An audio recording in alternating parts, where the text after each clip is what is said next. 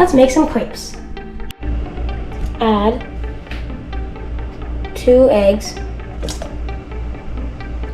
3/4 cup milk, half a cup of flour, half a teaspoon of salt, take 3.5 tablespoons of butter and melt it in the microwave.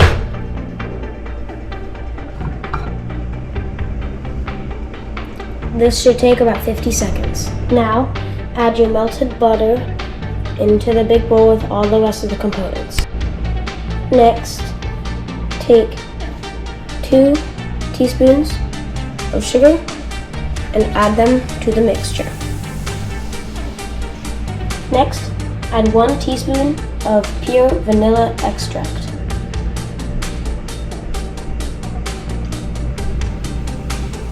Now, whisk until fully combined. This may take a while.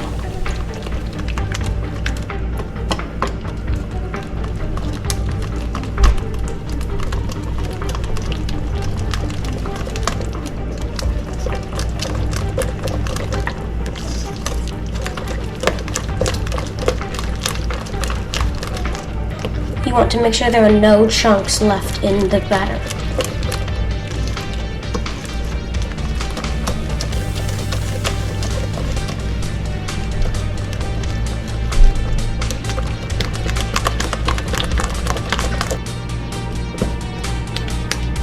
Okay, now once you have no more chunks in your batter, it is time to prepare a pan. To do this, set the temperature to 4 and get your favorite pan and place it directly on the heat. You will now have to wait about 10 to 15 minutes, at least in my case, for it to heat up before you can start making. In the meantime, while you're waiting for your pan to heat up, you might want to go around and put all of your ingredients away. Take a 1/3 cup scoop of batter, pour it into your pan, and move it all around the circle before setting it back down. Now, because this is the first crepe that you're making right now, it's not always going to turn out amazing. The first crepes never do.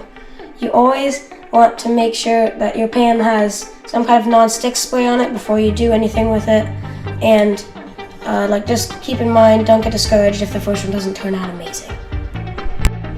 As you wait, you'll want to see as this turns more of a yellow color in the middle. Once it's fully the same color and there's no more tons of bubbles on the top, you're ready to flip. Just in case you can't see earlier, what I'm talking about when it's yellower, see this piece right here, this is all mostly yellow, while this piece is still a little bit whiter. Once it's all about the same even color like this yellow, it is ready for flipping. Once it's starting to look like this around the edges, and in the middle it's all the same color, you can gently pry up the corners and flip. And this one was a pretty good one for my first crepe of the day. The pan is always still like a little bit too hot when you do your first one. This is actually really good for the first one. You may occasionally want to check the bottom, see if it's running over a little bit like this, just to see if it's fully cooked or not. Once it looks close to what the top is, you are ready to move it over to the plate. Once you've checked the bottom and it's looking nice, you can take it over and drop it down onto your plate. Round 2. Run a bit there. Get your 1/3 cup, pour it on, and spin it around the outside of the pan. Make sure you get a mostly circular shape like I have here. You can lay it back on and wait for the inside to all turn about the same color before you flip it. Okay, this crepe is ready for flipping. Oh. That's a perfect one. Now, if you zoom in on this, you can see this is a really nice, even cook on this thing. You want some cool patterns like this, that's how you know that it's a great crepe. So when this one's ready, we'll go over and put it on the plate and then keep grinding out more. This crepe is ready to move. So I'm going to take it over and gently fluff it down to the plate. Try not to put it directly on top of your other crepes there. It's time to plate.